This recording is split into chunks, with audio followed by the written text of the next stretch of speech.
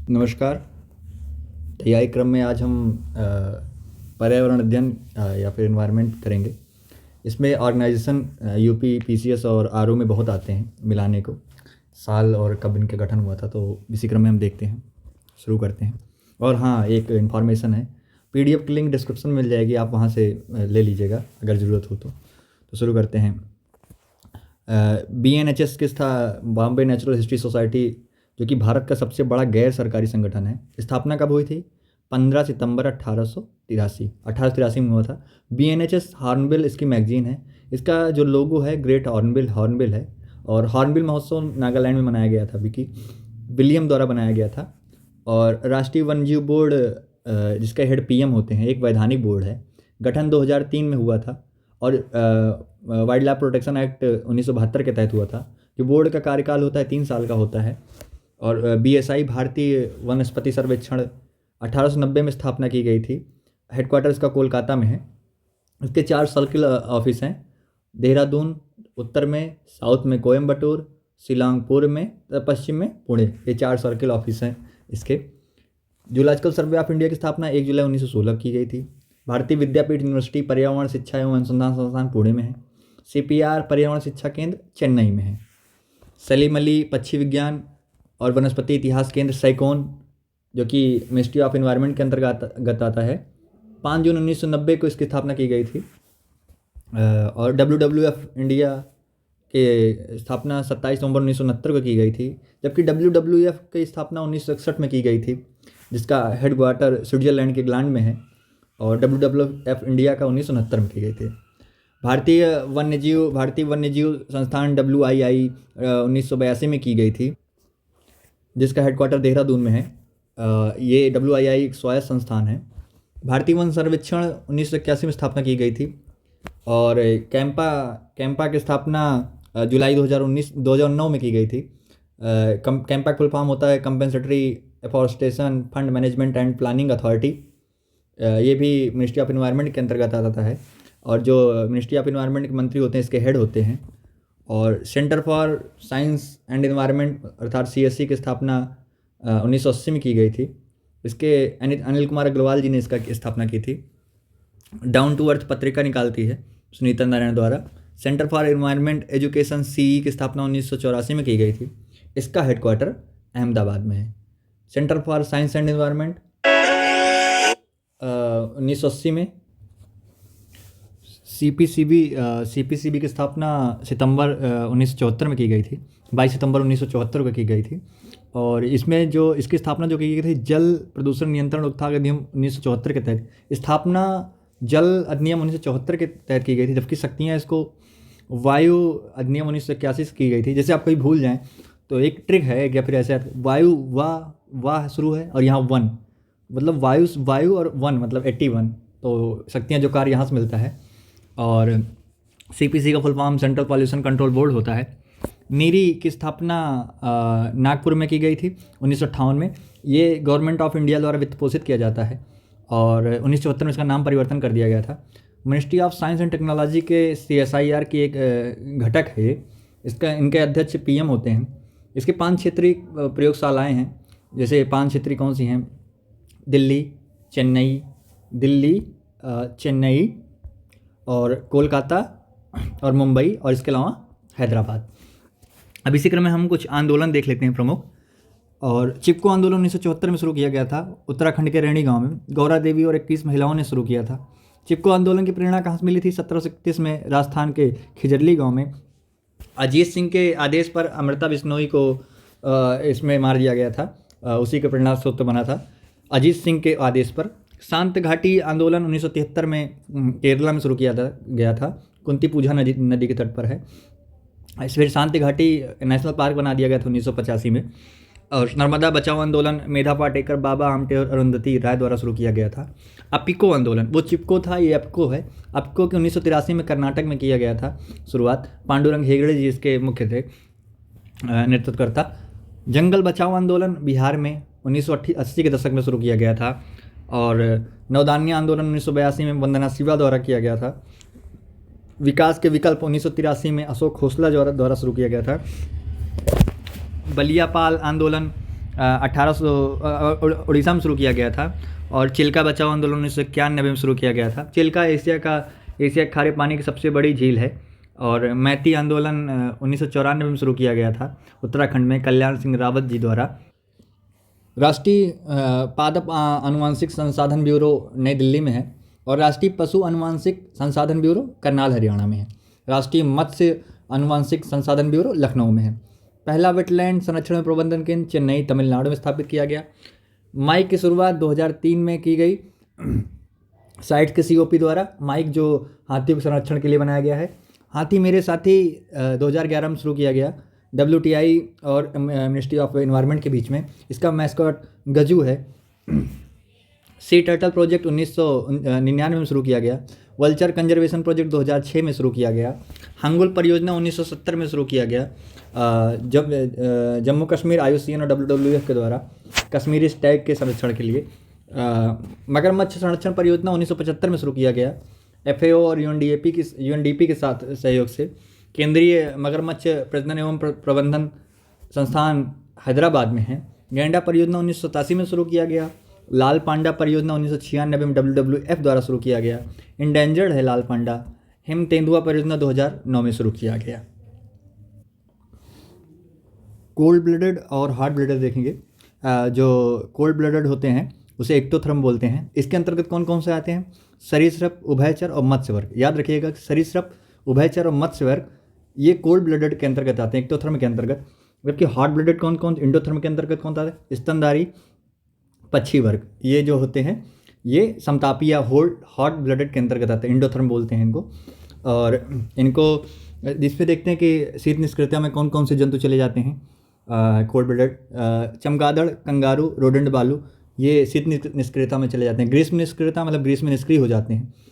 मगरमच्छ, सेलामेंडर, गिरगिट, हेजहॉग, घोगा, केचुआ और मधुमक्खी ये रहा। मतलब कोल्ड इतना याद रखिएगा, इसमें कुछ इतना ज़्यादा पढ़ने की जरूरत नहीं। कोल्ड ब्लडेड में सरीसृप, उभयचर और मत्स्य वर्ग आते हैं। जबकि हॉट ब्लडेड में स्तनधारी और पक्षी वर्ग आते हैं। इतना ध्यान रखिएगा। और इसी क्रम में देखेंगे कि नाभिकीय दुर्घटनाएं जो थी 3 माइल आइलैंड जो था अमेरिका में हुआ था 1979 में हुआ था। चेर्नोबिल यूक्रेन में हुआ था 1986 में हुआ था। और जापान में फुकुशिमा में जो हुआ था शायद जहाँ तक मैं याद कर पा रहा हूँ और 2011 में हुआ था। और भोपाल गैस त्रासदी आप कमेंट करके बताएं कब हुआ था। इसको कमेंट करके बताएं। और मेथिल आइसोसाइनाइड की वजह से यहाँ भोपाल गैस त्रासदी हुई थी। आप सन कमेंट करके ज़रूर बताएं। ये सामूहिक विलुप्त के चरण हैं, एक बार देख लीजिएगा, उतना ज़रूरी नहीं है लेकिन कभी कभी पूछ लिया जाता है कि ऑर्डोविसियन, सिल्वियन, लेडोनियन और परमियन ट्राइसियन मतलब इनका क्रम पूछ लिया जाता है, तो एक बार देख लीजिएगा। मैं इस पर ज़्यादा फोकस नहीं कर रहा हूँ। तो मैप कंजर्वेशन प्रोग्राम है 1971 में शुरू किया गया। जो बायोस्फीयर रिजर्व की अवधारणा 1975 में मैप के तहत ही शुरू की गई। मैप में जो भारत के हैं टोटल भारत में बायोस्फीयर रिजर्व 18 हैं और जिसमें मैप के अंतर्गत जो हैं 12 हैं। और कौन कौन से 12 हैं अभी इसमें हम देखेंगे कि सबसे पहले बार अचानक मार, अमरकंटक, इसका एक शॉर्ट ट्रिक भी बनाया हूँ मैं और इसको आप देखेंगे 12 में कौन कौन से हैं। एक शॉर्ट ट्रिक है, अगर याद कर पाएँ तो याद कर पाएँ, नहीं तो अगर बाकी मैं बता दूंगा। 12 में से कौन एक बनाया था ट्रिक कि अचानक से अगस्त और ग्रेट कंचन ने मन के नीचे नंदा को नोक झोंक कर पंच मार कर पन्ना का सुंदर सिम निकाल दिया। आप कैसे याद करेंगे इसको, ये देखेंगे कि कैसे। अचानक से एक मिनट, अचानक से हो जाएगा इसका हो जाएगा अचानक मार अमरकंटक हो जाएगा। अगस्त से हो जाएगा अगस्तमाला। और जो ये ग्रेट कंचन से जो है ग्रेट निकोबार हो जाएगा ग्रेट से। और कंचन से कंचनजंगा हो जाएगा। ठीक, 4 हो गए। मन के नीचे नीचे नंदा, मन के नीले नंदा से, नीले से हो जाएगा आपका नंदा से हो जाएगा नंदा देवी। और इसी क्रम में हम देखेंगे नीले से हो जाएगा नीलगिरी। तो हो गए अचानक मार, अगस्त से अगस्तमाला, ग्रेट से ग्रेट निकोबार और कंचन से कंचनजंगा, नीले से नीलगिरी और नंदा से नंदा देवी। नोक से हो गया इसका नौकरेक, कर पंच से पंचमलाई, पंचमढ़ी, पन्ना से पन्ना एमपी में है, सुंदर, सुंदर से जो है आपका सुंदरबन हो जाएगा, सिम से सिमलीपाल हो जाएगा। हो गए कितने, 1 2 3 4 5 6 7 8 9 10 11। और मन से क्या हो जाएगा आपका, अचानक, अगस्त, ग्रेट, कंचन, और इसी क्रम में देखेंगे मन्नार, हाँ सॉरी, मन से मन्नार हो जाएगा। अचानक मार, अगस्त मलाई, ग्रेट निकोबार, कंचनजंगा, मन्नार, नीलगिरी, नंदा देवी, और नौकरेक, और पंचमढ़ी, और पन्ना, और सुंदरबन, और सिमलीपाल, ये 12 हैं। तो ये याद आप रखिएगा कि 18 में से 12 मैप प्रोग्राम है। मैप प्रोग्राम जो है यूनेस्को द्वारा चलाया जाता है। यूनेस्को का मैप प्रोग्राम है, याद रखिएगा, पीसीएस में आ जाता है कि इसका प्रोग्राम है, तो यूनेस्को का है। सबसे पहला कौन सा था, सबसे पहला जो था नीलगिरी था, नीलगिरी सबसे पहला जो इसमें इंक्लूड किया गया। और लेटेस्ट कौन सा है, पन्ना, पन्ना जो है सबसे लेटेस्ट है। और परिस्थिति विज्ञान किसे कहते हैं, परिस्थिति विज्ञान के बारे में देखेंगे। परिस्थिति विज्ञान जो होता है कि जिसके अंतर्गत समस्त जीवों और भौतिक पर्यावरण के मध्य उनके अंतर संबंधों का अध्ययन किया जाता है। समस्त जीवों और भौतिक पर्यावरण का अध्ययन किया जाता है। ओइकोलॉजी शब्द अर्नेस्ट हैकेल ने दिया था, जबकि पारिस्थितिकी तंत्र शब्द एजी टांसले ने दिया गया, कई बार आया है, ध्यान रखिएगा।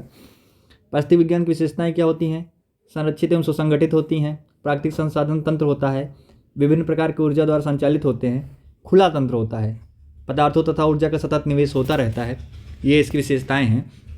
जलीय पारितंत्र को प्रभावित करने वाले कारक कौन कौन से हैं, तापमान, सूर्य प्रकाश, लवणता, जल में घुलित ऑक्सीजन की मात्रा, और पोषक तत्व, ये जलीय पारितंत्र को प्रभावित करते हैं। आर्द्र भूमि हमारे यहाँ 4.7% पाया जाता है, जो कि संरक्षण आर्द्र भूमि नियम 2010 के तहत किया जाता है। गुजरात में सबसे ज़्यादा, उसके बाद पश्चिम बंगाल में। मैंग्रोव उष्ण उपोष्ण क्षेत्र में पाया जाता है। अभी 2021 में 4,992 किलोमीटर स्क्वायर पर मैंग्रोव है। लाल, काले, सफ़ेद और बटनवुड, ये मैंग्रोव के प्रकार हैं, लाल, काले, सफ़ेद और बटनवुड। वेस्ट बंगाल में 42% पाया जाता है और गुजरात में 23%। आर्द्रभूमि और मैंग्रोव में उल्टा है, मतलब आर्द्रभूमि में गुजरात में ज़्यादा पाया जाता है और मैंग्रोव वेस्ट बंगाल में। अभी वृद्धि सबसे ज़्यादा कहाँ हुई, उड़ीसा में, अभी जो आया था सर्वे उसमें उड़ीसा में, और फिर उसके बाद महाराष्ट्र में, फिर कर्नाटक में सबसे ज़्यादा वृद्धि हुई मैंग्रोव क्षेत्र में। और इसी क्रम में देखेंगे कि जो हमारा जैवमंडल होता है, वायुमंडल, जलमंडल और स्थलमंडल को मिलाकर बनता है। ये क्रम पूछ लेता है कि बढ़ते क्रम में लिखिए, घटते क्रम। पहले अणु बनता है, फिर कोशिका बनती है, फिर कोशिका समूह बनता है, फिर जीव बनता है, फिर जनसंख्या बनती है, फिर समुदाय बनता है, फिर पारिस्थितिकी तंत्र बनता है, फिर जैवमंडल। ये क्रम एक बार आप अच्छे से लगाने को आया है, 3-4 बार आ चुका है, आप क्रम याद रखिएगा कि कैसे बनता है। पहले अणु, फिर कोशिका समूह बनता है, फिर जीव बनता है, फिर जनसंख्या बनता है, फिर समुदाय बनता है, फिर पारिस्थितिकी तंत्र, और फिर जैवमंडल। किसी समुदाय में वर्ष भर उपस्थित पौधों की कुल संख्या की गणना प्रजाति संरचना कहलाती है। किस्टोन प्रजाति क्या होते हैं, किस्टोन प्रजाति जो किसी समुदाय में प्रचुरता तथा जैव भार की अल्पता के बावजूद सामुदायिक अभिलक्षणों पर अपना प्रभाव दर्शाती हैं। मतलब इनकी संख्या कम होती है लेकिन इनका एक प्रमुख सहभागिता होती है किस्टोन। तो जैसे स्टारफिश, वुल्स, एलिफेंट, ये किस्टोन प्रजाति हैं। फाउंडेशन प्रजाति क्या है, अन्य प्रजाति के निर्माण और संरक्षण में मुख्य भूमिका निभाती हैं। जैसे कोरल संरक्षण के लिए बहुत इंपॉर्टेंट होती है, इसलिए इसे फाउंडेशन स्पीशीज कहा जाता है। अम्ब्रेला प्रजाति क्या कहती हैं, किसे कहते हैं, ये प्रजाति विस्तृत परास वाली होती हैं जिन पर अन्य प्रजाति निर्भर रहती हैं। जैसे टाइगर और नॉर्थर्न स्पॉटेड आउल, ये सब जो हैं अम्ब्रेला प्रजाति हैं। जैसे टाइगर शिकार करता है तो उसके बाद जो उसका बचा उचा भोजन रहता है अन्य लोग ग्रहण करते हैं, अम्ब्रेला प्रजाति है। और संकेतक प्रजाति वो है जो मतलब बताते हैं कि यहाँ का एनवायरनमेंट कैसा है, वो जैसे लाइकेन और मछलियों का पाया जाना। संक्रमिका क्या है, दो पारिस्थितिकी तंत्र के बीच का जो जगह होता है उसे संक्रमिका कहते हैं, इकोटोन। विशेषता क्या होती है संक्रमिका की, तनाव क्षेत्र होता है क्योंकि दो बीच का रहता है। कुछ जीव पूर्ण रूप से अलग होते हैं, छोटे से लेकर बड़े क्षेत्र तक हो सकता है। कोर प्रभाव कहाँ देखा जाता है, नदी तट के किनारे घास के मैदान में, जहाँ पर्वत व घाटी मिलती हैं, जंगलों के अंतिम बिंदु पर, और जहाँ एस्चुरी समुद्र से मिलती है वहाँ पर कोर प्रभाव देखा जा सकता है। इकोलॉजिकल पिरामिड या इल्टोनियन पिरामिड किसने दिया था, चार्ल्स इल्टन ने दिया था। डीप इकोलॉजी किसकी बुक है या किसके द्वारा दिया गया था, अर्नी नेस द्वारा। नंबर का पिरामिड कैसे होता है, पिरामिड ऑफ नंबर्स कैसे होता है। पेड़ का पिरामिड मतलब वन का पिरामिड जो होता है उल्टा होता है, वन का पिरामिड उल्टा होता है, जबकि घास और फसल का सीधा पिरामिड होता है। बायोमास में देखते हैं वन एवं घास का सीधा होता है, जबकि तालाब एवं जल का उल्टा पिरामिड होता है। पारिस्थितिकी तंत्र का वर्गीकरण किसने किया, ईपी ओडम ने। मिलेनियम इकोसिस्टम असेसमेंट 2000 किसने दिया, कोफी अन्नान द्वारा दिया गया। 10% का नियम कौन दिया, लिंडेमान द्वारा दिया गया। पृथ्वी की गर्मी में ताप का स्रोत क्या है, ज्वालामुखी है। विकर या एंजाइम किसे कहते हैं, विकर 25 से 35 डिग्री सेंटीग्रेड पर अधिकतम क्रियाशील होते हैं, 25 से 35 डिग्री सेंटीग्रेड पर, और 60 से 70 डिग्री सेंटीग्रेड पर इनका स्कंदन और विकृतीकरण हो जाता है। तापमान में 10 डिग्री सेंटीग्रेड की वृद्धि कर दिया है तो रेट ऑफ फोटोसिंथेसिस दो गुना बढ़ जाएगा। कम ताप पर अंकुरण को क्या कहते हैं, बसंतीकरण या वर्नलाइजेशन कहते हैं, जब कम ताप पर ही अंकुरण हो जाए।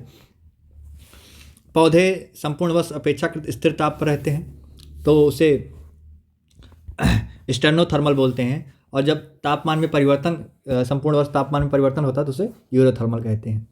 ये था आज का क्लास, आप इतना कर लेंगे इन्वायरमेंट में। तो जो यूपी पीसीएस और आरओ में है, जो फैक्चुअल क्वेश्चन है यहीं से आते हैं मोस्टली, उन्हीं का ये शॉर्ट नोट्स था, आप इसको अच्छे से कर लीजिएगा। बाकी पीडीएफ डिस्क्रिप्शन में लिंक है, वहाँ मिल जाएगा। बाकी पढ़ते रहें, हंसते रहें, मुस्कुराते रहें। नमस्कार।